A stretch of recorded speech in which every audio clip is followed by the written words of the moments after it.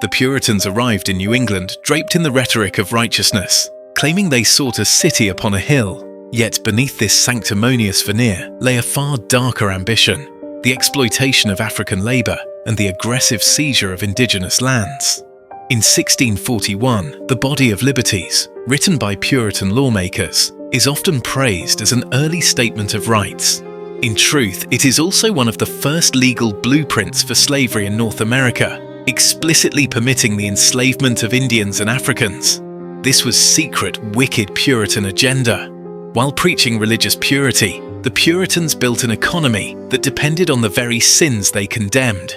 They railed against the moral corruption of the Old World, yet eagerly embraced the profits of forced labor in the New World. They condemned idolatry and heathenism, yet labeled Native Americans and Africans as lesser souls, fit not for freedom, but for servitude.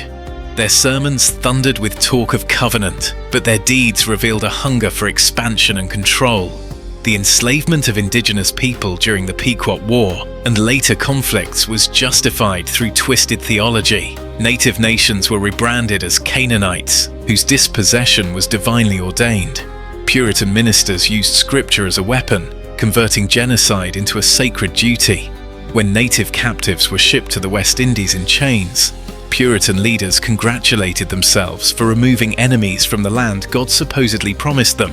Their treatment of Africans was equally calculated. The Puritans quickly recognized that African labor offered something dangerously attractive: permanence.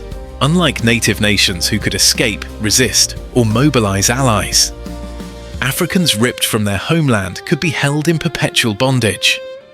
Thus, the Body of Liberties cloaked slavery in legal language, an attempt to sanctify an economic system already forming in the Atlantic world. The Puritans' secret agenda was never just religious freedom, it was domination. They sought to carve an empire out of lands they did not own and build an economy on the backs of people they did not respect.